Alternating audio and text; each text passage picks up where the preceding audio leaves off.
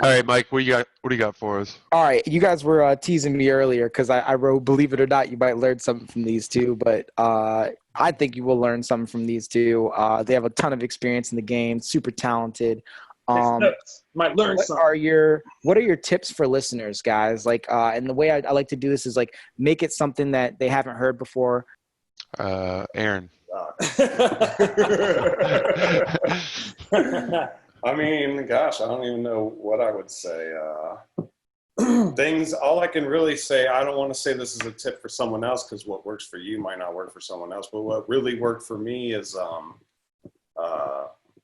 learning how to do things without the assistance of technology. And I think technology is great, but it makes using the technology 10 times easier.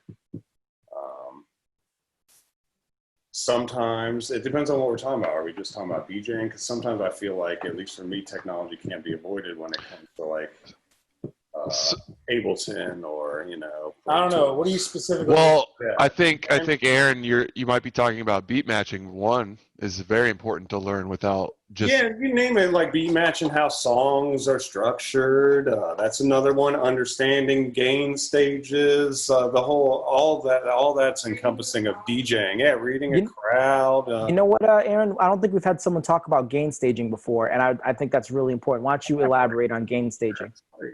Gain staging.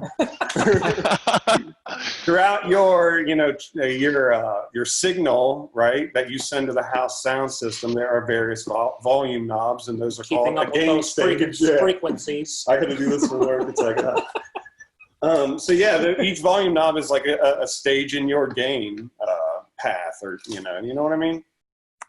Yes, I do, but perhaps a lot of DJs don't though. Aaron, that's the thing. It's hard when you can't illustrate something. Right. But so every volume knob is a gain stage, and every volume knob has to be set based off of another. That's one way to put it. You don't want anything too loud, and dude, preach. Yeah, troubleshooting's a whole nother one. Troubleshooting's a good one. Just learning it without technology. All that stuff requires you to think. Beat matching requires you to listen and think and react, right? And that's all it is I like that one, Mike. Mike and James, you know, and what if we both told you guys when we first met you? Like, are you listening with your headphones or are you watching? Right. Oh, dude, one of the most humbling experiences was when I lived with Aaron, and I don't know if it was you or Aaron. I think it was Aaron, but you guys handed me these two raw vinyl records and made you mix them. Well, no, you guys made it really difficult. Okay, probably got them drunk first. First of all, they were break beats, and then you purposely messed up the BPMs where I had to readjust, and I had no shot. But you know what? Oh yeah, you mean the tempo? Yeah, we like. Yeah, but you know what? I could do that now, and knowing that, that's good that you guys were hard on me like that. And like I've always said, man, the grid, you can rely on technology, but your ears never lie to you. And I think I must have sat on that turntable for like 20 minutes, and you guys are just laughing your asses off. I'm like, anyway. And you learn how to do it. James likes dicks. His mom's watching. Oh yeah. No, she's not. Even if she is, she's probably laughing at me anyway. So go ahead. Cool. Yeah. So like what was like? Oh yeah. So if you learn how to beat match, it just makes it easier on you. And I get it if you want to use sync, and people will say that it allows me to do other things. So I'm with that. It's just for me, I'm into the simplicity of. It's almost fucking repetitive too. It's beat match, bass, right. My EQ, my gains, right? You can always tell. Scratch a little, and then mix, and then gain switch. It's just the same stuff over and over again, but I like super enjoy it. You know what I mean? You can always tell when Aaron's laptop is at the club because he's the only DJ I know that uses the space bar mode when on his Serato, so he hides all the cue points and the I love that. I love it. Fuck it. Library. I need a bigger browser. I feel like it needs to be bigger than that. Yeah. I would hide those little clocks if I could. Yeah. Fuck those things. All right, Matt. How about you though? What's your tips for listeners? Tips for listeners. I don't know. Or tips for DJs listening. I don't know. I need more specific, man. Help me out. It could be. Well, elaborate on what I said, like the fundamentals of DJing. You know, reading the crowd, right? Understanding when to do more of something, when to do less of something. Knowing, like, I'll tell you how I was taught. Programming, number one, is everything. Sure. If you're not playing the right songs, period, no matter what crowd you're playing in front of, or atmosphere or whatever, if you're not playing the right songs, you know what I mean? It doesn't matter if you're scratching or it doesn't even matter if you're mixing. If you're playing the wrong songs, you know what I mean? It's epic fail, number one. So reading the crowd, programming, understanding that it's okay if somebody doesn't like what you like, even though it still always makes me mad. Oh, that's the other, like, I have a lot of people always ask me, they're like, you know, you love all the songs you play or whatever. And I'm like, I probably like 25% of the stuff I play, like, honestly, because you're as a DJ, you're an entertainer, you're controlling the room and the environment, and music plays a huge role, and it's a powerful thing. You guys have all been at gigs where it was like, you literally saw your programming and what you want the crowd or want the scene or whatever of the party or event to do. And you literally saw yourself controlling it with the tracks you played. Yes. Like, it's crazy. Very cool. What would you say to a DJ? I don't want to go crazy into this because we've done it multiple times in the podcast, but I want your side of it. What would you say to a DJ that is really strict about what he plays? Like he wants to play a certain genre or a certain type of certain tracks that that he likes. This has always been my opinion, man, and I've told every young DJ this, and I'm like, do you want to play? It's very important to decide if you really want to play only what you like and what you're passionate about as a DJ, or do you want to be able to have opportunity to make more money? I don't want to say like you don't make money playing EDM music, but you know what I mean. Like in some, it's harder. It's harder to only do what you want. To only do what you want and not be open format and play. Right. But if you're a good open format DJ, you genuinely like all music, right? Yeah. No, I'm just saying. You got to decide. I don't know. I know what you're saying, because a lot of. I don't word this without it sounding bad. You know what I mean?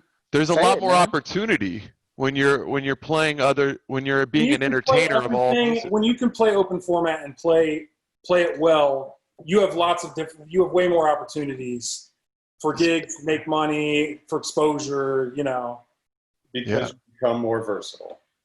Exactly. Yeah, I would agree with that, and I would also say that there's a lot of electronic gigs in Columbus, more than there used to be, but at the same time, they're not always, like you said, they're not always big paying gigs. And only two. And that's fun, man. Like, they are fun. For a long. I did that. I got lucky, man, in my start. I mean, I didn't start out making good money for many years. You know what I mean, into DJing, but like I got lucky to start out getting paid to play EDM. I mean, like I always played everything. It's funny. I got joked with like a sellout by some of the other vets, man, when I started doing top 40 bars. And I'm like, I've always played hip hop and bought pop and hip hop records. I just didn't have gigs that were paying me or booking me to play that stuff, So right. Like when the underground scene kind of like changed and the club scene was changed a little bit or whatever, like it was just easy to transition into playing everything. And that also, like sometimes when you go down that line of work, it does change the game where, for me, like on a Saturday night where, pre-COVID, like it would be my goal to work up to that one or two songs that no one has ever heard before, unless you're like into said things, right? No matter what the genre is. You know what I mean?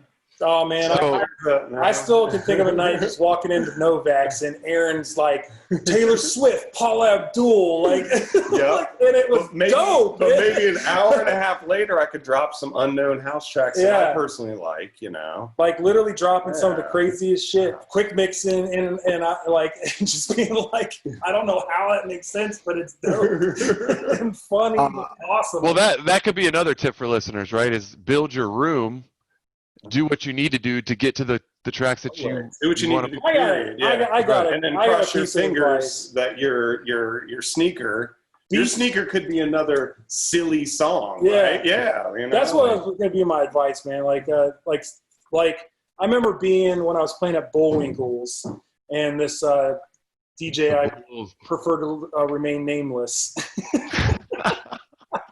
I love this podcast, dude. Was standing next to me. Well, I seriously, I'm not saying his name, but was standing next to me, and it was like almost 1 o'clock in the morning, and I loaded up Dancing Queen in this campus bar. Obviously, you guys know. You know what I mean? He goes, "No way you're going to play that." And I was like, "Yeah, I'm going to play that." It was just a quick, you know, like a minute to 20 seconds of the song. You know what I mean? The super short edit.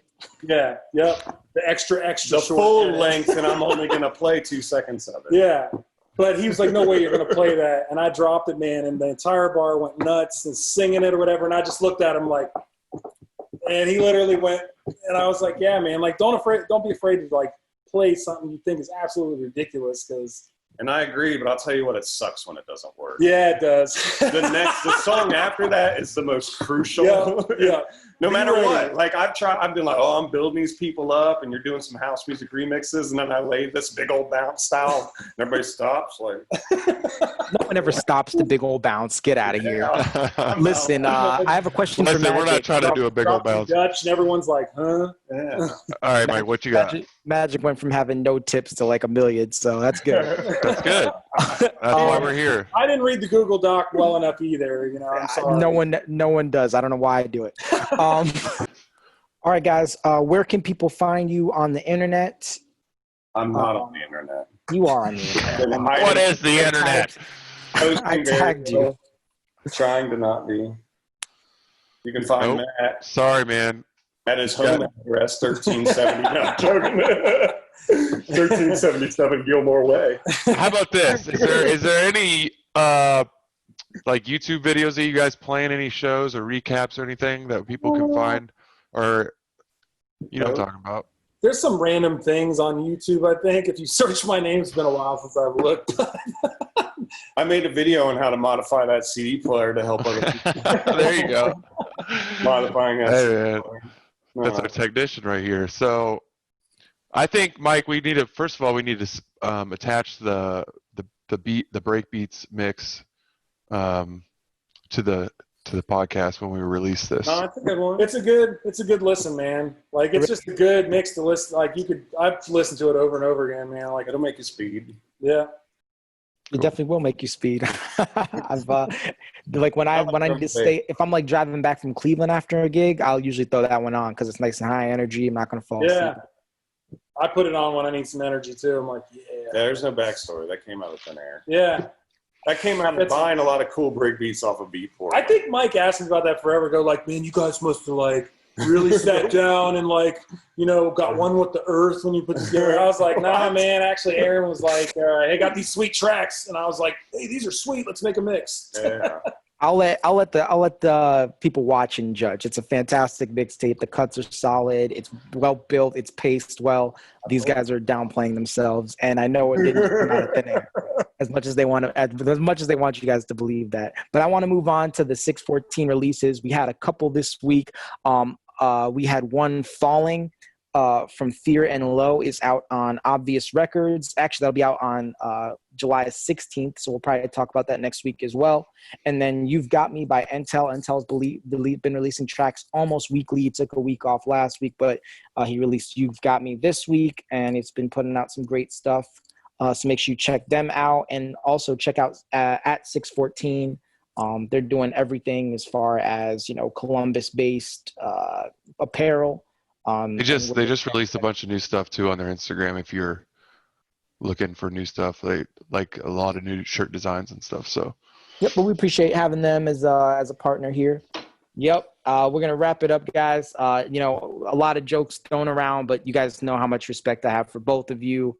You know, definitely taught me, definitely taught James, definitely, like, you know, not even just the DJing side, like talking business. I was trying to get Matt to talk about it earlier, but just how to talk to bar owners about, you know, the money you make and how to deal with other DJs maybe trying to undercut. Why didn't you just tell me that, man? Because, man, I don't want to guide you too much. It's all good. You guys gave us great responses. But thank you for all that you guys have done for the DJ community, and wish you guys both the best. Baby powder you up, man, and give him a smack. Oh man. All right, we expect better magic tricks next time, but That's true. That's accurate. Do the one where you throw it through the door. If I'm prepared, I can do some like visual stuff where I don't have to like need an audience. Yeah, if only someone would have sent you a document listing all the things we were going to talk about on Tuesday. Mike, next time you Did know it say better. on there? Did it really say on there? Do magic? Yes. yeah, dude. Like Aaron said, like But hey, it's all good. This was very successful. We're going to keep this going. We may have you guys back. You know, we got to have Masha back, and I'm sure she'll do it at Ductape's house. Magic, you can come over. That's your opportunity to do magic on Masha. We'll give you 2 months notice. Hey, and next time, instead of a doc, make a video. But yeah, guys, thank you guys so much for being on here and busting our chops a little bit. Congrats, Ductape. You guys stay safe. Good to see you, man. Peace. Love you guys. Bye, guys.